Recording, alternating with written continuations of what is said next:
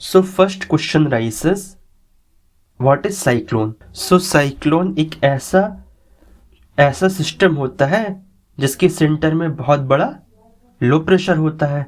अच्छा, जब यहाँ पर लो प्रेशर है, लो प्रेशर का मतलब कि यहाँ से एयर उठ करके ऊपर जा रही है, ऊपर जाएगी तो जो यहाँ वैक्यूम बना या जो सिंक बना, इस सिंक को फिल करने के लिए पास से जो हाई प्रेशर विंड है, ठीक है, जो इससे स्लाइटली कोल्ड होगी, जो हाई प्रेशर विंड है वो इसको फिल करने के लिए आएगी, फिर वो ऊपर उठ करके ऊपर जाएगी और फिर वो वापस मुड़ेगी। तो इस तरह कि कैसे पूरा एक साइकिल बन रहा है। This whole system is called cyclone. जहां पर सेंटर में जहां पे लो प्रेशर एयर होती है और उसको फिल करने के लिए हाई प्रेशर एयर मास आते हैं। तो ये एक फीचर हो गया। जब इस लो प्रेशर को फिल करने के लिए जो कोल्ड एयर आती है वो वर्टिकली मूवमेंट करती in form of a spiral, यानी कि कुछ इस तरह का मूवमेंट, यानी कि एयर का रोटेशन हो रहा है। तो वर्टिकल स्पाइरल के फॉर्म में भी मूवमेंट होता है। हेडलैंड सेल की फॉर्मेशन हम देख सकते हैं कि कैसे अगर इक्वेटर के पास में बहुत ज़्यादा लो प्रेशर ITCZ है, वो हवा ऊपर गई तो उसको फिल करने के लिए सब ट्रॉपिकल हाई से कोल्ड वाली विंड आ रही है, ठीक है, बट दैट डजेंट मीन कि वहां पे उससे साइक्लोन बन जाता है। इट डजेंट मीन कि वो हवा ऐसे रोटेट होने लगती है। सो this is the second feature. So we have understood what is cyclone. So now see types of cyclone. So we have two types of cyclone. This is our earth, this is tropical region, and this is our temperate region. So cyclones which are found in tropical region are called tropical cyclone, and also a type of cyclone which found in mid latitudes or temperate region is called extratropical cyclone. तो these are major two types of cyclone, ठीक है। ये एक tropical cyclone है। अब हम इसमें देख सकते हैं जो साइक्लोन का इंटीरियर का पार्ट है उसको कहते हैं आई। तो मतलब कि ये हमारी आई है।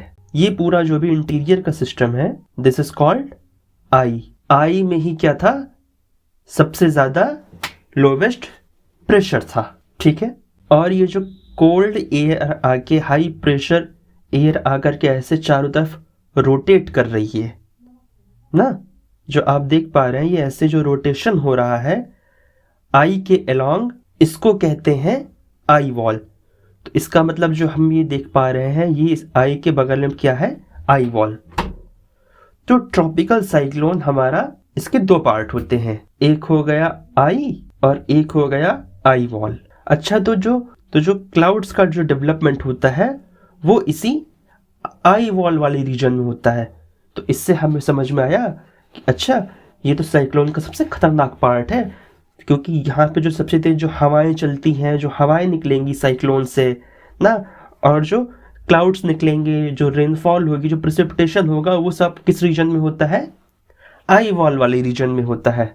और जो दूसरा हमारा है आई वाला रीजन इसका उल्टा एकदम स्टेबल होता है। मतलब वहां पे कोई रेन का फॉर्मेशन नहीं होगा, यानी कि कोई इसका मतलब प्रेसिपिटेशन नहीं होगा, और ना ही कोई वहां पर बहुत ज्यादा विंड चलेगी, विंड भी नहीं चलेगी। तो आई का एक फीचर और होता है, हमें ये तो पता चल गया था कि आई में स्टेबल कंडीशंस होती हैं, और साथ में आई में वार्म एयर का सब्सिस्टेंस होता है, यानी कि वार्म एयर आएगी और यहाँ पर आई की जगह को भरेगी। ये है लो प्रेशर, ठीक है। जितना बड़ा लो प्रेशर है, यानी कि जितनी ज़्यादा यहाँ से हवा उठ करके जाएगी, जितना बड़ा सिंक बनेगा, तो उतनी ही ज़्यादा हाई प्रेशर, उतनी ही ज़्यादा दूसरे विंड्स यहाँ पर इसकी जगह को फिल करने के लिए आएंगी। और जब उतनी ही ज़्यादा विंड इसकी जगह को फिल करने के लिए आएगी, उतना ही एयर मास होगा, तो उतनी ही ज़्यादा विंड इसके आई वॉल के स्ट्रक्चर में आ जाएगी, इसके अराउंड घूमने लग जाएगी। अच्छा, तो जब ज़्यादा विंड आएगी तो सीधी सी बात है कि उसका मॉइस्चर कंटेंट ज़्यादा होगा। जब मॉइस्चर कंटेंट ज़्यादा होगा तो इसका मतलब कि इसमें क्लाउड का फॉर्मेशन भी ज़्यादा होगा, प्रेसिपिटेशन भी ज़्यादा होगा ना, और ज़्यादा एयर मास आने के कारण विंड भी ज़्यादा चलेंगी, तो ओवरऑल हमारा साइक्लोन का स्ट्रक्चर बहुत ज़्यादा बिग बनेगा, बहुत बड़े बड़े साइक्लोन बनेंगे। और वहीं पे अगर कम हवा आती तो हमारा साइक्लोन छोटा बनता, कम प्रेसिपिटेशन, कम क्लाउड फॉर्मेशन, कम मॉइस्चर कैरिंग। तो इससे हमें ये समझ में आया कि अच्छा, जितना ज़्यादा यहाँ का लो प्रेशर बना रहेगा, और जब तक लो प्रेशर बना रहेगा, अगर मुझे साइक्लोन को ख़त्म करना है, तो अगर समहाउ मैं इसके लो प्रेशर को ख़त्म कर दूँ ना, तो ये कोल्ड विंड की ड्राइविंग को रोक देगा ना, तो इससे कोल्ड विंड आएगी ही नहीं, तो साइक्लोन का फॉर्मेशन होगा ही नहीं। तो इससे हमें समझ में आया कि अगर ये आई वॉल के अंदर वार्म एयर सबसाइड कर रही है, तो ये इसके अंदर की जो लो प्रेशर है उसको स्ट्रांग करने लगी। यानी कि जब तक ये लो प्रेशर खूब स्ट्रांग होता रहेगा, यानी कि जब तक ये आई के अंदर वार्म एयर सबसाइड करती रहेगी, तब तक ये साइक्लोन बड़ा होता चला जाएगा, उतना ही ज़्यादा ये डेंजरस हो जाएगा। अब ये जो हमारे ट्रॉपिकल साइक्लोन्स का फॉर्मेशन होता है, ये होता है सी बॉडीज के ऊपर। अच्छा, तो अगर यहाँ पर कोई सी बॉडी है, ठीक है, और यहाँ पर लो प्रेशर है, इसको फिल करने के लिए अगर जो भी हाई प्रेशर की इवेंट्स आएंगी तो वो क्या करेंगी, उनके पास भी हाईली मॉइस्चर कंटेंट होगा, ठीक है, वो मॉइस्चर को पिक करते हुए इसी के अराउंड, आई वॉल के अराउंड घूमने लगेंगी, अपवर्ड मूवमेंट करने लगेंगी।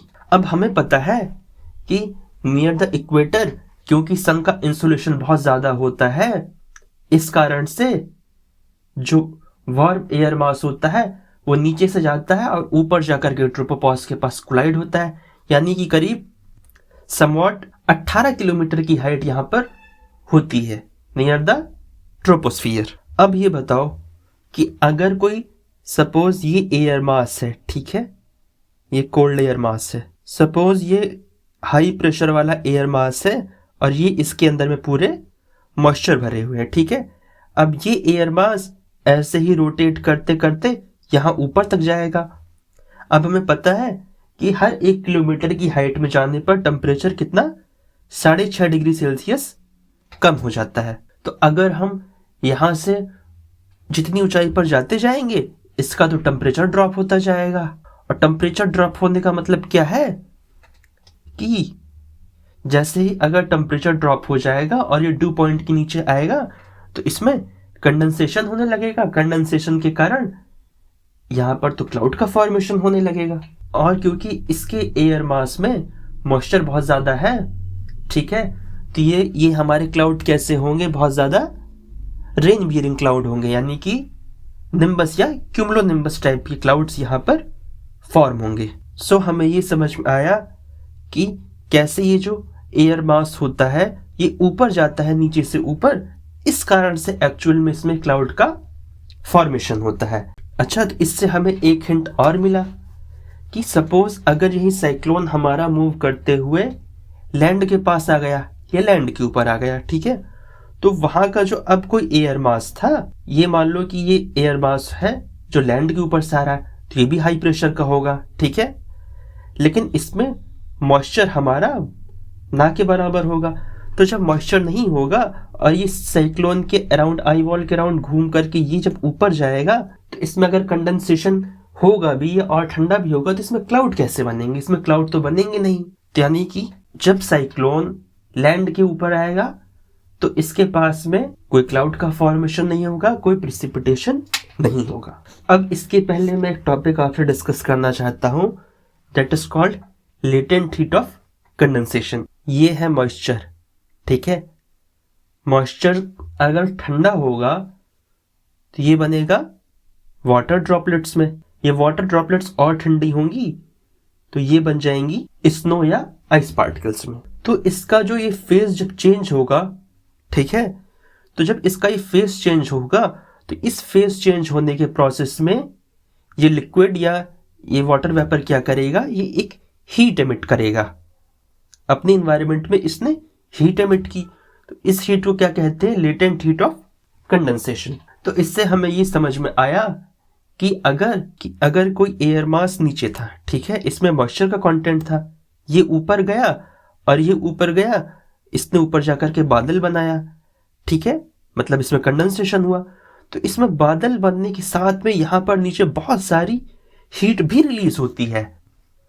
This is the same heat which is latent heat of condensation, यानी कि ये यहां पर लो प्रेशर को बढ़ा रहा है। अब देखो, अब यहां पर ये क्यूमुलोनिम्बस क्लाउड्स बन चुके थे, ठीक है। तो इन क्यूमुलोनिम्बस क्लाउड्स ने भी क्या किया, यही heat, latent heat of condensation इसने एमिट की। अच्छा, जब ये हीट यहां पर नीचे आएगी तो इसने इस पूरे रीजन में क्या किया, लो प्रेशर को फिर से बढ़ा दिया।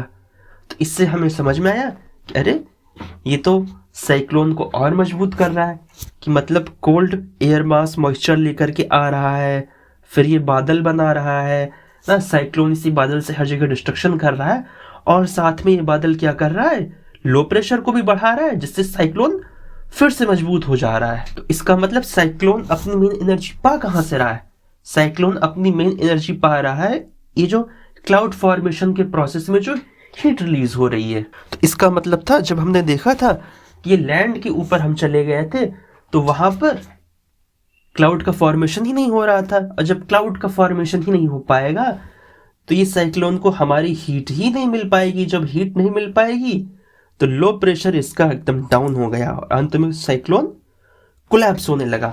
तो साइक्लोन लैंड के ऊपर जाते ही डाई होने लगता है, कोलैप्स होने लगता है। तो इसका एक मेजर रीजन ये भी होता है कि भाई इसकी एनर्जी का सोर्स ही खत्म हो जाता है। इसका एनर्जी का मेन सोर्स कहां से आता है, लेटेंट हीट ऑफ कंडेंसेशन से। अब ये देखो कि सपोज कि साइक्लोन कहीं जा रहा था, किसी लैंड के ऊपर पहुंचा, ठीक है, लैंड के ऊपर पहुंचा तो रास्ते में कोई ऐसे माउंटेन आ गया।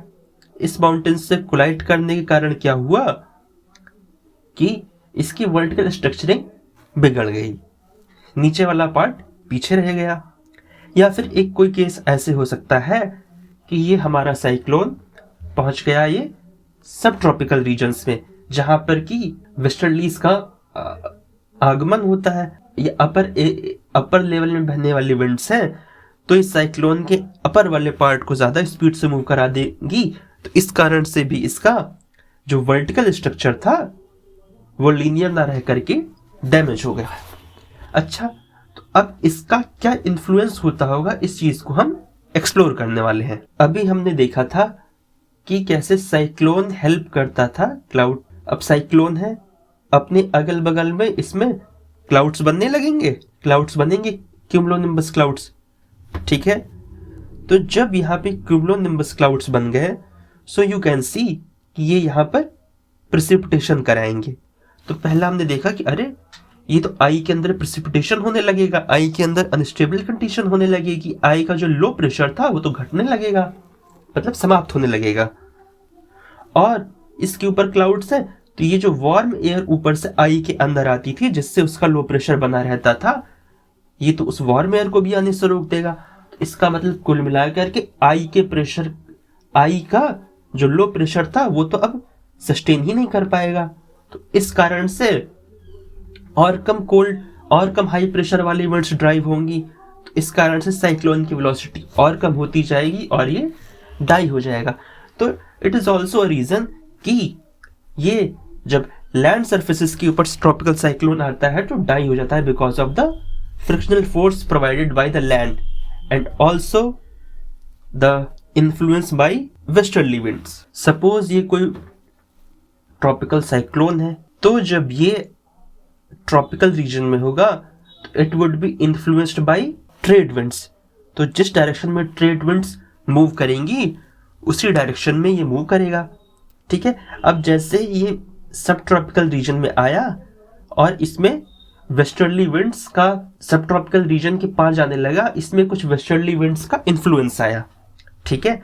तो if tropical cyclone is very strong, तो अब इसका जो पाथ है वो चेंज होने लगेगा। तो दैट्स वाई कि ये जो 20 डिग्री के पास आगे ये जाते हैं तो ये अपने पाथ को रिकर्व करने लग जाते हैं। So this is the reason.